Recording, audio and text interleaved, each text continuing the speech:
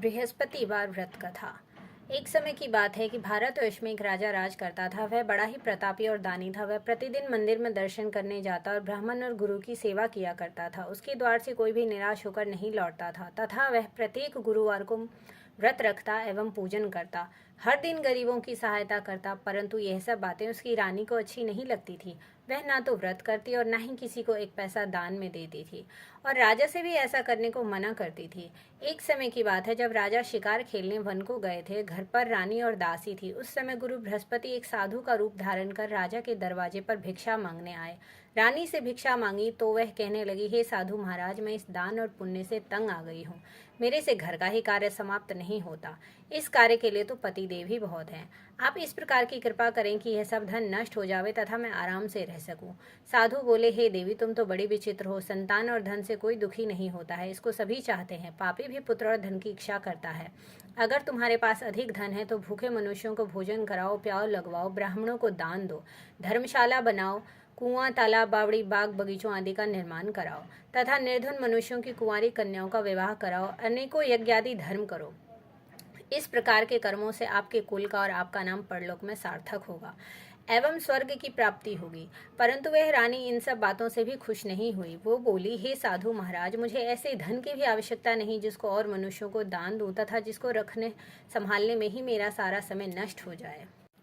साधु महाराज ने कहा, हे देवी, तुम्हारी ऐसी इच्छा है तो ऐसा ही होगा। मैं तुम्हें जैसा बताता हूँ तुम वैसा ही करना। बृहस्पतिवार के दिन घर को गोबर से लीपना, अपने केशों को धोना, केशों को धोते समय स्नान करना, राजा से कहना कि वह हजामत बनवाए, भागजन में मांस मदिरा खाना, कपड़ा धोबी के यहाँ धुलने को डालना। इस प्रकार 7 बृहस्पतिवार करने से तुम्हारा सब धन नष्ट हो जाएगा। यह कहकर वह साधु महाराज वहां से अंतर ध्यान हो गए।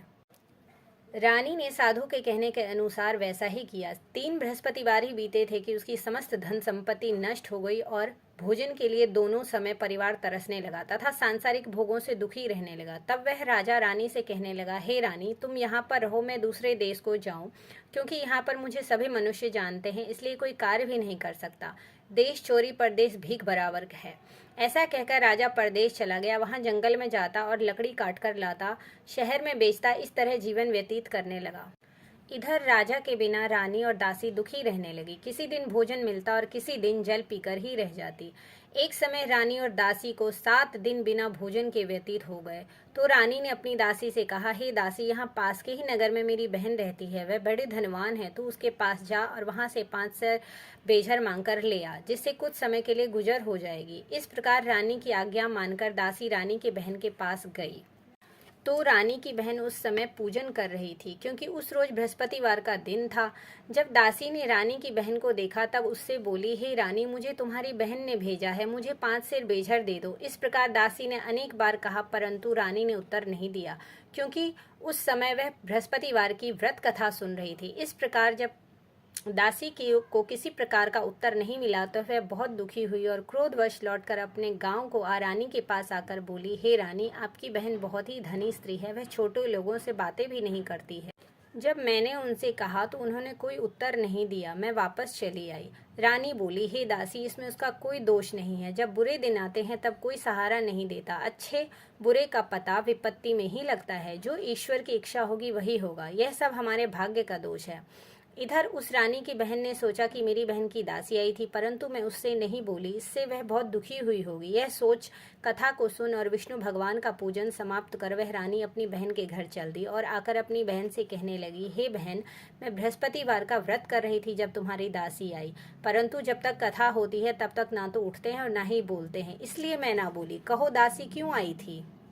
रानी बोली, हे बहन, हमारे घर अनाज नहीं था। वैसे तुमसे कोई बात छिपी नहीं है, इस कारण मैंने दासी को तुम्हारे पास 5 सेर बेझर लेने के लिए भेजा था। रानी की बहन बोली, बृहस्पति भगवान सबकी मनोकामना पूरी करते हैं। देखो, शायद तुम्हारे घर में अनाज रखा हो। इस प्रकार का वचन जब रानी ने सुना तो घर के अंदर गई। वहां उसे एक घड़ा बेझर से भरा मिल गया। तब वह रानी और बांदी बहुत ही खुश हुई।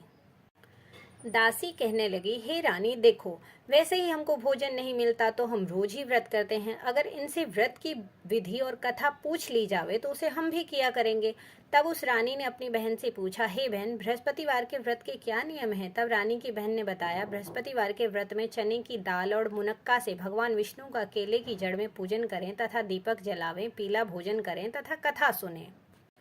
इस प्रकार करने से गुरु भगवान प्रसन्न होते हैं, अन्न पुत्र धन देते हैं, मनोकामना पूरी करते हैं। इस प्रकार रानी और दासी दोनों ने निश्चय किया कि बृहस्पति भगवान का पूजन जरूर करेंगे। 7 रोज बाद बृहस्पतिवार आया तो उन्होंने व्रत रखा। दासी गुड़साल में जाकर चना और गुड़ बीन लाई तथा उसकी दाल से केले की जड़ का तथा विष्णु भगवान का पूजन किया। अब भोजन पीला कहाँ से आए, दोनों बड़ी दुखी हुई, परंतु उन्होंने व्रत किया था, इस कारण गुरु भगवान प्रसन्न थे। 2 थालों में सुंदर पीला भोजन लेकर आए और दासी को देकर बोले, हे दासी, यह तुम्हारे और रानी के लिए भोजन है, तुम दोनों भोजन कर लेना। दासी भोजन पाकर बड़ी प्रसन्न हुई और रानी से बोली, चलो रानी जी भोजन कर लो। रानी को इस विषय में कुछ पता नहीं था, इसलिए वह दासी से बोली, तू ही भोजन कर, क्योंकि तू हमारी व्यर्थ में हंसी उड़ाती है। दासी बोली कि एक महात्मा भोजन दे गया है। रानी कहने लगी, वह भोजन तेरे लिए दे गया है, तू ही भोजन कर। दासी ने कहा, वह महात्मा हम दोनों को 2 थाल में भोजन दे गया है, इसलिए हम और तुम दोनों ही साथ साथ भोजन करेंगे। इस प्रकार रानी और दासी ने गुरु भगवान को नमस्कार कर भोजन प्रारंभ किया तथा अब वह प्रत्येक बृहस्पतिवार को गुरु भगवान का व्रत और विष्णु भगवान का पूजन करने लगी। बृहस्पति भगवान की कृपा से रानी और दासी के पास धन हो गया। रानी फिर इसी प्रकार आलस्य करने लगी। तब दासी बोली, देखो रानी, तुम पहले इस प्रकार आलस्य करती थी और तुम्हें धन रखने में कष्ट होता था, इस कारण सभी धन नष्ट हो गया। अब गुरु भगवान की कृपा से धन मिला है, हमें दान पुण्य करना चाहिए। दान में भूखे मनुष्यों को भोजन कराओ, प्याऊ लगवाओ, ब्राह्मणों को दान दो, कुआं, तालाब, बावड़ी आदि का निर्माण कराओ, मंदिर और पाठशाला बनवाकर दान दो, कुंवारी कन्याओं का विवाह कराओ, धन को शुभ कार्यों में खर्च करो, जिससे तुम्हारे कुल का यश बढ़े तथा स्वर्ग प्राप्त हो और पितृ प्रसन्न हो। तब रानी ने इसी प्रकार के कर्म करने प्रारंभ कर दिए तो काफी यश फैलने लगा। एक दिन रानी और दासी विचार करने लगी कि ना जाने हमारे राजा किस दशा में होंगे, उनकी कोई खोज खबर नहीं है। गुरु भगवान से उन्होंने प्रार्थना की तो एक दिन भगवान ने रात्रि में राजा को स्वप्न में कहा, हे राजन, उठ, तेरी रानी तुझको याद करती है, अपने देश को चला जा। राजा प्रातः काल उठा और विचार करने लगा कि स्त्री जाति खाने और पहनने की ही साथी होती है, पर भगवान की आज्ञा मानकर वह अपने नगर के लिए चलने को तैयार हुआ। इससे पूर्व जब राजा परदेश चला गया था तो परदेश में दुखी रहने लगा। प्रतिदिन जंगल में से लकड़ी बीन कर लाता और उन्हें शहर में बेचकर अपने दुखी जीवन को बड़ी कठिनता से व्यतीत करता था। एक दिन राजा दुखी हो अपनी पुरानी बातों को याद करके रोने लगा। तब उस जंगल में बृहस्पति देव एक साधु का रूप धारण कर आए और राजा के पास आकर बोले, हे लकड़हारे, तुम इस सुनसान जंगल में किस चिंता में बैठे हो, मुझको बतलाओ। यह सुनकर राजा के नेत्रों में जल भर आया और साधु की वंदना कर बोला, हे प्रभु, आप सब कुछ जानने वाले हो। इतना कहकर साधु को अपनी कहानी सुना दी। महात्मा दयालु होते हैं। वे राजा से बोले, हे राजन, तुम्हारी स्त्री ने बृहस्पति देव का अपमान किया था, जिस कारण तुम्हारी यह दशा हुई। अब तुम किसी प्रकार की चिंता मत करो, भगवान तुम्हें पहले से अधिक धन देगा। देखो, तुम्हारी स्त्री ने बृहस्पतिवार का व्रत प्रारंभ कर दिया है और तुम मेरा कहना मानकर बृहस्पतिवार का व्रत करके चने की दाल व गुड़ को जल के लोटे में डालकर केले का पूजन करो, फिर कथा कहो और सुनो। भगवान तुम्हारी सारी मनोकामनाओं को पूरा करेंगे। साधु को प्रसन्न देखकर राजा बोला, हे प्रभु, मुझे लकड़ी बेचकर इतना पैसा नहीं मिलता जिससे भोजन करने के उपरांत कुछ बचा सकूं। मैंने रात्रि में अपनी रानी को व्याकुल देखा है, मेरे पास कुछ भी नहीं है जिससे उसकी खोज खबर मंगा सकूं, और मैं फिर बृहस्पति देव की कौन सी कथा कहूँ यह भी मुझको मालूम नहीं है। साधु ने कहा, हे राजन, तुम किसी बात की चिंता मत करो। बृहस्पतिवार के दिन रोजाना की तरह लकड़ियां लेकर शहर को जाओ, तुमको रोज से दुगुना धन प्राप्त होगा, जिससे तुम भली भांति भोजन कर लोगे तथा बृहस्पति देव की पूजा का सामान भी आ जाएगा। बृहस्पतिवार की कहानी निम्न प्रकार से है। बृहस्पति देव की कहानी। प्राचीन काल में एक ब्राह्मण था। वह बहुत ही निर्धन था, उसकी कोई भी संतान नहीं थी। वह नित्य पूजा पाठ करता, परंतु उसकी स्त्री बहुत मलिनता के साथ रहती थी। वह ना तो स्नान करती और ना ही किसी देवी देवता की पूजा करती। प्रातः काल उठते ही भोजन करती, बाद में कोई अन्य कार्य करती। इससे ब्राह्मण देवता बड़े दुखी थे। बेचारे बहुत कुछ कहते थे, किंतु उसका कोई परिणाम न निकलता। भगवान की कृपा से ब्राह्मण की स्त्री के कन्या रूपी रत्न पैदा हुई और वह कन्या अपने पिता के घर में बड़ी होने लगी। वह बालिका प्रातः स्नान करके विष्णु भगवान का जाप करने लगी, बृहस्पतिवार का व्रत करने लगी।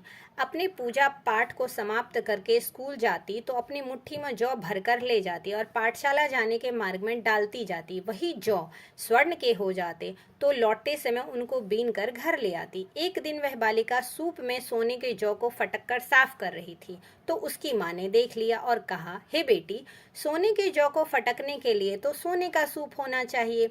दूसरे दिन बृहस्पतिवार था। इस कन्या ने व्रत रखा और बृहस्पति देव से प्रार्थना करके कहा, हे प्रभु, यदि मैंने आपकी पूजा सच्चे मन से की हो तो मेरे लिए सोने का सूप दे दो। बृहस्पति देव ने उसकी प्रार्थना स्वीकार कर ली।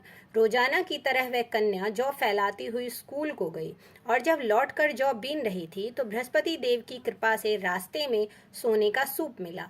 उसे वह घर ले आई और उससे जौ साफ करने लगी, परंतु उसकी माँ का वही ढंग रहा। एक दिन की बात है कि वह कन्या सोने के सूप से जौ साफ कर रही थी। उस समय उस शहर का राजपुत्र वहां से होकर निकला।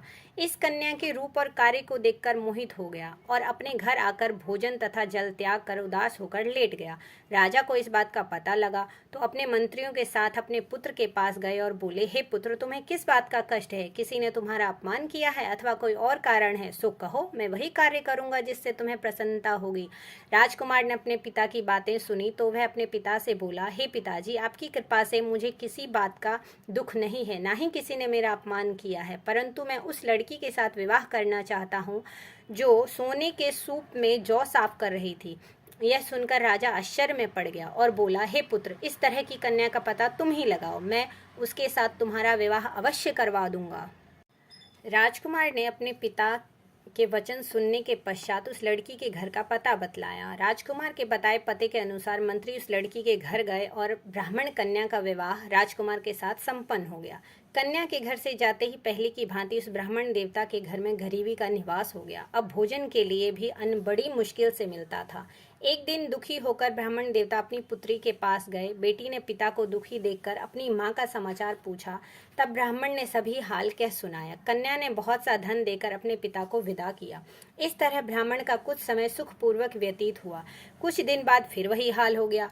ब्राह्मण फिर अपनी कन्या के यहाँ गया और सभी हाल कहा तो लड़की बोली, हे पिताजी, आप माता जी को यहाँ ले आइए, मैं उन्हें वह विधि बता दूंगी जिससे आपकी गरीबी दूर हो जाए। वह ब्राह्मण देवता अपनी पुत्री को साथ लेकर बेटी के घर पहुंचा तो पुत्री अपनी माँ को समझाने लगी, हे माँ, तुम प्रातः उठकर प्रथम स्नान आदि करके विष्णु भगवान का पूजन करो तो सब दरिद्रता दूर हो जाएगी। परंतु उसकी माँ ने उसकी एक भी बात नहीं मानी और प्रातः काल उठकर अपनी पुत्री और बच्चों का झूठन खा लेती थी। एक दिन उसकी पुत्री को बहुत क्रोध आ गया और एक रात में कोठरी से सभी सामान निकाल दिया और अपनी माँ को उसमें बंद कर दिया। प्रातः काल उसमें से माँ को निकाला तथा स्नान आदि करा के पूजा पाठ करवाया तो उसकी माँ की बुद्धि ठीक हो गई और फिर प्रत्येक बृहस्पतिवार को व्रत रखने लगी। इस व्रत के प्रभाव से उसकी माँ भी बहुत ही धनवान तथा पुत्रवती हो गई और बृहस्पति देव की कृपा से स्वर्ग को प्राप्त हुई तथा वह ब्राह्मण भी सुखपूर्वक इस लोक से सुख भोग कर स्वर्ग को प्राप्त हुए। इस तरह कहानी कहकर साधु देवता वहां से लोप हो गए। धीरे धीरे समय व्यतीत होने पर फिर बृहस्पतिवार का दिन आया तो राजा जंगल से लकड़ी काटकर किसी शहर में बेचने गया। उसे उस दिन और दिनों की अपेक्षा अधिक धन मिला। राजा ने चना गुड़ आदि लाकर बृहस्पतिवार का व्रत किया। उस दिन से उसके सभी कलेश दूर हुए, परंतु जब दोबारा बृहस्पतिवार आया तो वह व्रत ही करना भूल गया। इस कारण बृहस्पति भगवान नाराज हो गए। उसी दिन उस नगर के राजा ने विशाल यज्ञ का आयोजन किया तथा शहर में यह घोषणा करवा दी कि कोई भी मनुष्य अपने घर में भोजन न बनावे तथा आग भी न जलावे, समस्त लोग मेरे यहाँ भोजन करने आवे। जो इस आज्ञा को नहीं मानेगा उसको फांसी की सजा दी जाएगी। इस तरह की घोषणा संपूर्ण नगर में करवा दी गई। राजा की आज्ञा अनुसार शहर के सभी लोग भोजन करने गए, लेकिन लकड़हारा कुछ देर से पहुंचा, इसलिए राजा उसको अपने साथ घर लिवा ले गए और ले जाकर भोजन करा रहे थे तो रानी की दृष्टि उस खूंटी पर पड़ी जिस पर उसने अपना हार लटका रखा था। वह वहां पर दिखाई नहीं दिया तो रानी ने हार की चोरी के अपराध में लकड़हारे को सिपाही बुलवाकर उसको जेल खाने में डलवा दिया। जब राजा जेल खाने में गया तो बहुत दुखी होकर विचार करने लगा कि ना जाने कौन से पूर्व जन्म के कर्म हैं जिसके कारण मुझे ऐसा दुख प्राप्त हो रहा है। फिर राजा उसी साधु को याद करने लगा जो जंगल में मिला था। उसी समय तत्काल बृहस्पति देव साधु के रूप में प्रकट हो गए और उसकी दशा को देखकर कहने लगे, अरे मूर्ख, तूने बृहस्पति देवता की कथा नहीं की, इस कारण तुझे दुख प्राप्त हुआ। अब चिंता मत कर, बृहस्पतिवार के दिन जेलखाने के दरवाजे पर 4 पैसे पड़े मिलेंगे, उनसे तू बृहस्पति देव की पूजा करना, तेरे सभी कष्ट दूर हो जाएंगे। बृहस्पतिवार के दिन उसे 4 पैसे मिले। राजा ने उसी पैसे की सहायता से अपना व्रत और पूजन किया। उसी रात्रि को जब राजा सो रहा था तो बृहस्पति देव ने राजा को स्वप्न में कहा, हे राजन, तुमने जिस आदमी को जेल खाने में हार की चोरी के अपराध में बंद कर रखा है वह निर्दोष है, वह राजा है, उसे छोड़ देना। रानी का हार उसी खुटी पर लटका हुआ है, अगर तू ऐसा नहीं करेगा तो मैं तेरे राज्य को नष्ट कर दूंगा। राजा प्रातःकाल उठा तो रानी का हार खुटी पर टंगा देकर लकड़हारे को बुलाकर क्षमा मांगी तथा राजा को योग्य सुंदर वस्त्र आभूषण देकर विदा किया। गुरुदेव की आज्ञा अनुसार राजा अपने नगर को चल दिया। राजा जब नगर के निकट पहुंचा तो उसे बड़ा ही आश्चर्य हुआ। नगर में पहले से अधिक बाग, तालाब, कुएं, मंदिर तथा बहुत सी धर्मशालाएं आदि बने हुए थे। राजा ने पूछा कि यह किसका बाग और धर्मशाला है। तब नगर के सब लोग कहने लगे कि यह सब रानी और दासी के हैं। तो राजा को और भी आश्चर्य हुआ और गुस्सा भी आया।